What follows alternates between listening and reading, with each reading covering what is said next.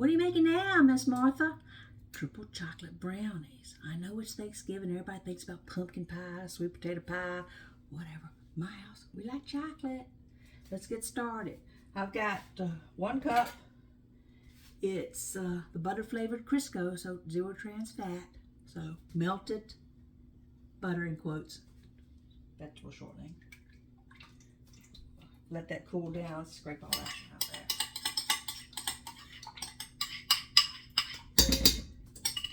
Okay. 3/4 cup of unsweetened cocoa powder. 4 tablespoons of a chocolate syrup. I'm using the premium, which you can just use Hershey's syrup.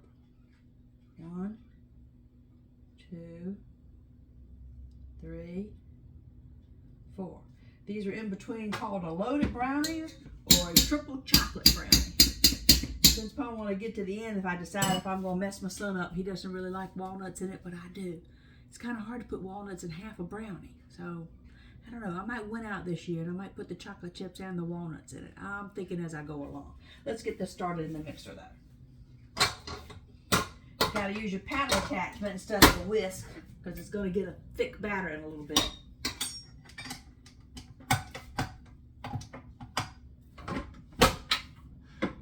There she goes. Next up will be our flour. We're going to add that in a little bit by little bit once this is all mixed well.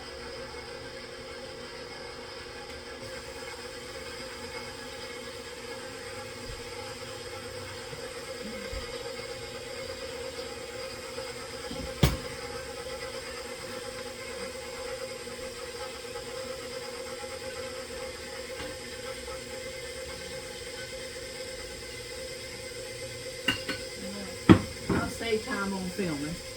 I'm going to add the flour in gradually. Okay, I've got white sugar and brown sugar here. We're going to add that in.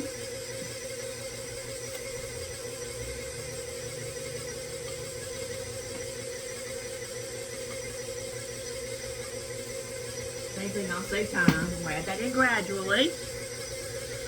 Okay, just looks dry like beach sand right now. You're going to add in a 1/2 teaspoon of baking soda and a 1/2 teaspoon of salt.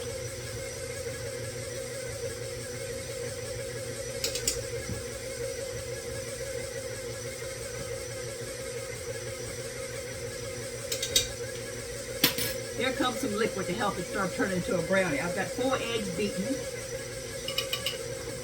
I've got moved up a little bit, by a little bit.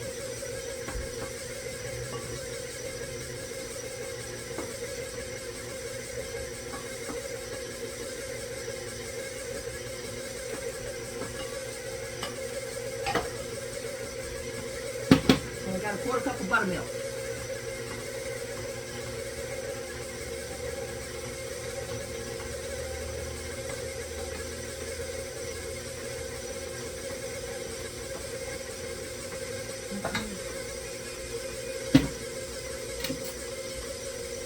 The last liquid going in is 4 teaspoons of vanilla extract.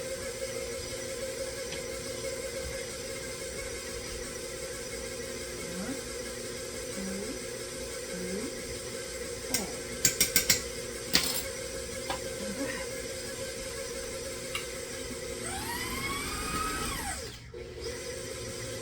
Beautiful batter. All right. Let me get the nuts and the chips.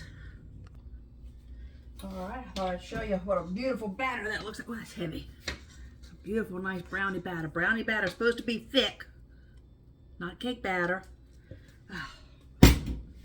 My oven is preheated at 350 degrees. I'm going to stir in, let's see, I've got the little semi-sweet mini, I always say it wrong, Garibaldi, really expensive chips. I'm only going to put in, they're little bitty, little thin ones, mini ones. Any tiny ones? I'm going to put in 1/2 bag.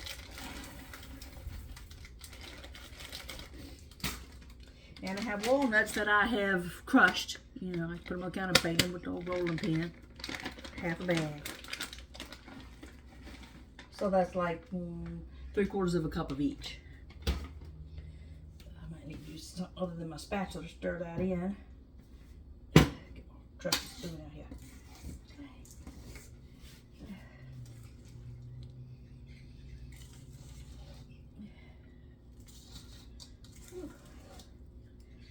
forgot how much muscle strength it takes just to make brownies. Yeah.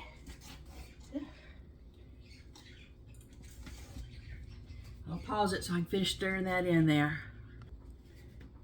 Okay, I've got a rectangle pan, the 9x13.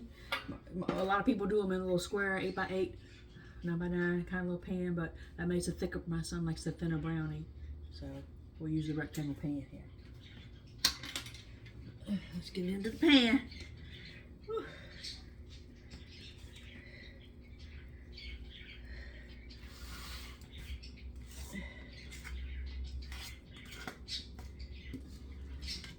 Oh, that's got to go in there. Ooh-wee.